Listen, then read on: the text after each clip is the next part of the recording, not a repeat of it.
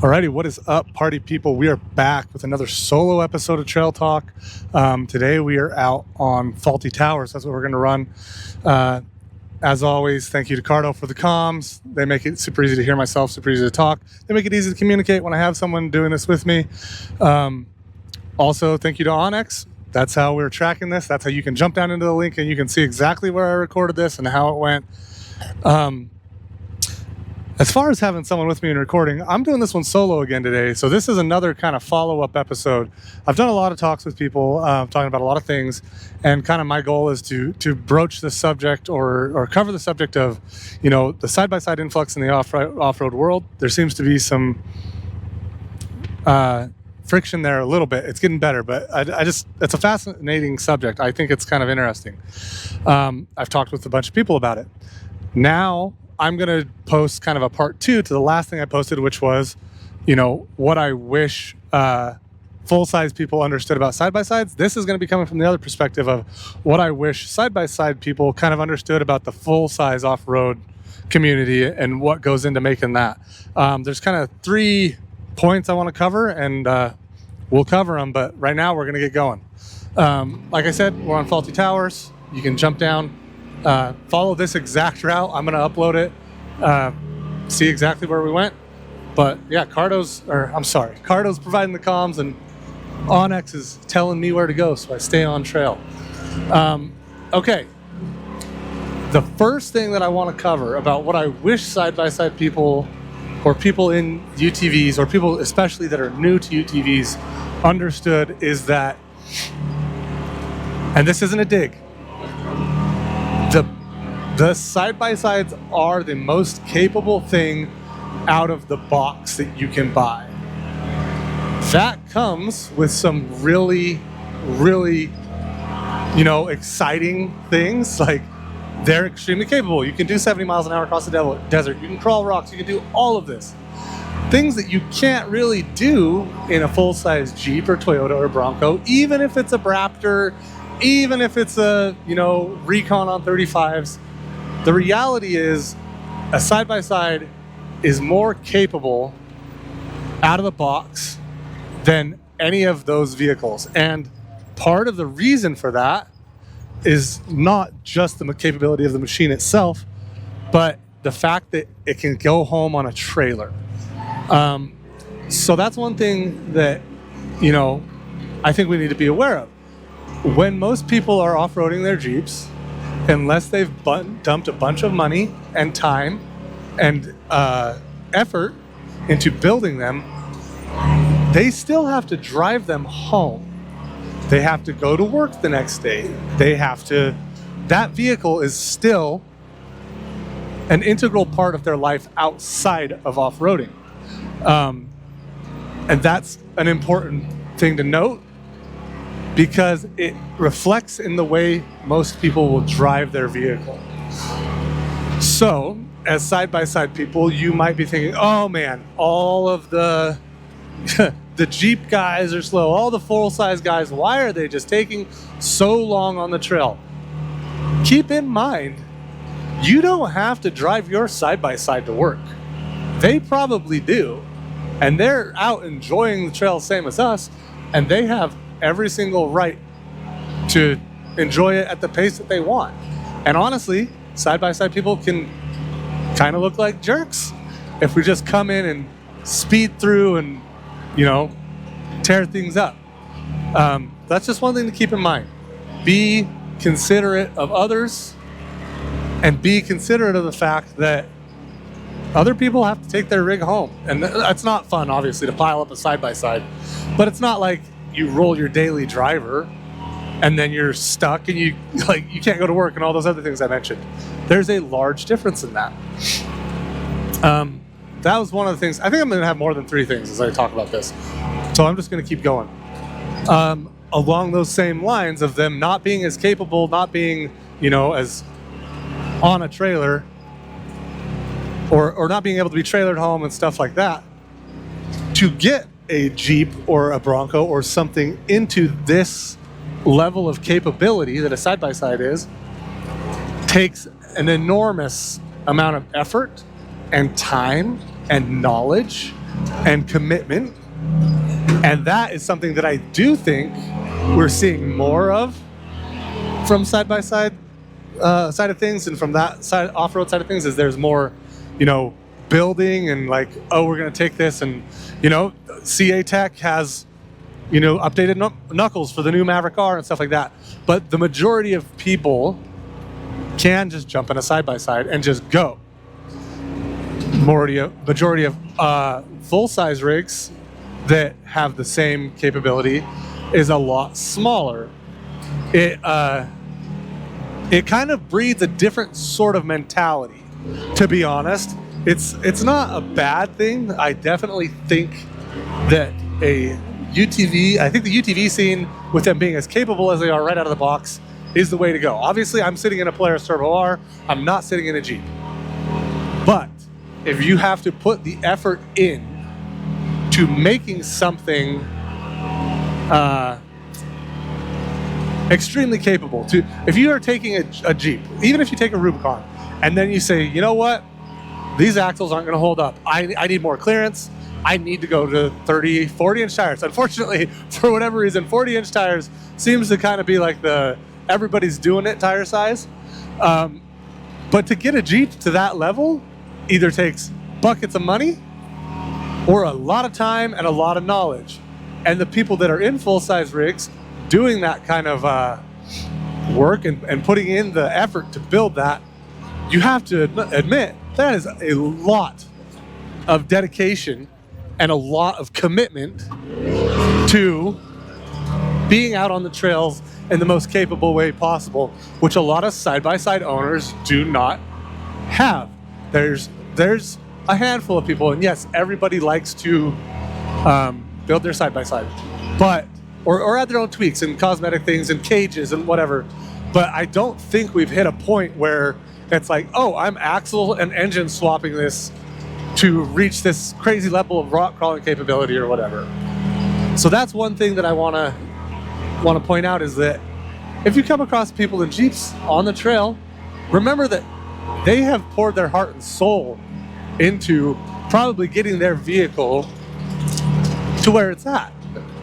And it's something that they are extremely proud of doing, which, I mean, it's cool. I like it. I come from the Jeep world. One of my favorite things to do when I get like snooty looks from people in Jeeps is to just go start talking to them and be like, hey man, how's your trusses? What'd you do? You did truss? Okay. Oh, you're on a 14 bolt. That's crazy. Do you have any issues with clearance? And that's the kind of thing that, like, I don't think the side-by-side world has as much of yet, which isn't a problem. Like I say, they're out of the box. They are more capable. But it's kind of an easy mode. You don't have to go through the struggles of, I've broke 3 axle shafts, fine. I have to upgrade the axles. Oh, the V6 is, dropping a cylinder or whatever the 3.8 is known for. I've got to go swap an engine. I mean, okay, Polaris guys, Can-Am guys, yeah, there's some engine swaps and rebuilds more or less you have to do. But the level of dedication to the build, I don't think is there as much. The other thing that I want to point out, and it's actually very, very pertinent for where I'm at on the trail right now. I'm on a section of trail called bobsled. It's part of Faulty Towers. I'm going uphill on bobsled. The thing that the side-by-side world does that I wish they would understand how this can be a real nuisance to others in full-size rigs is speed. I'm in a Razor Turbo R. Allegedly, the top speed where the governor comes in on these is about 84 miles an hour.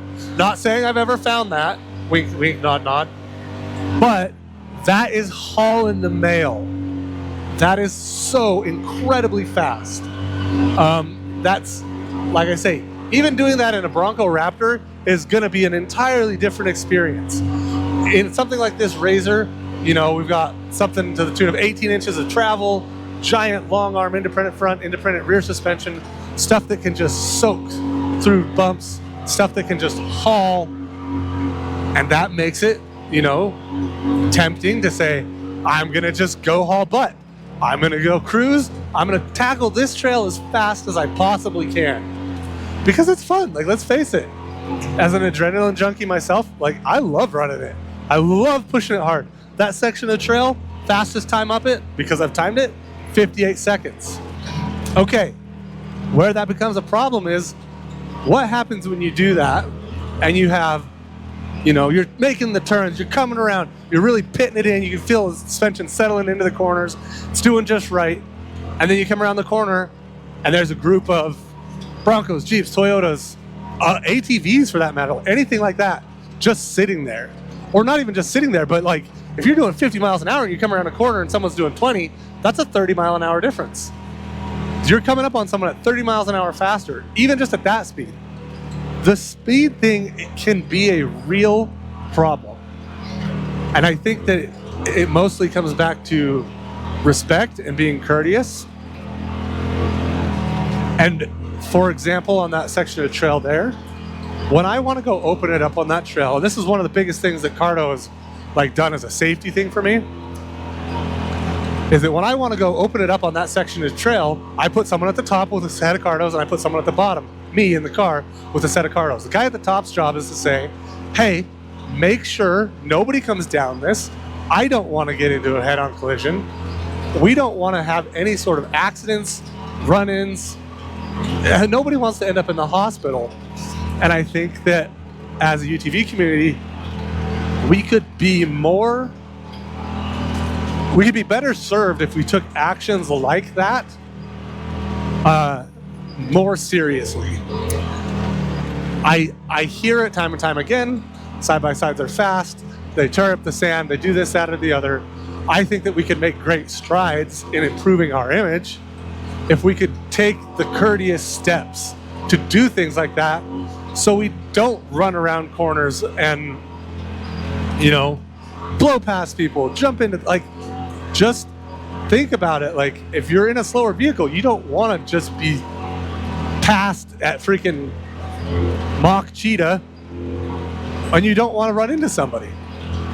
That's something that we should take very, very seriously. And we should probably police our own on it a little bit more than we do. Okay.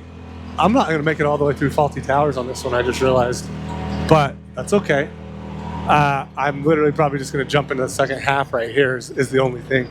The last and final point that I kind of want to touch on in this is just overall, be courteous. You are in a UTV. If, in my opinion, you are in the best off-road vehicle that exists. That's just my opinion. Obviously, everybody else likes what they like. I think UTVs are where it's at. I made a wrong turn, fellas. That's okay. We'll turn around.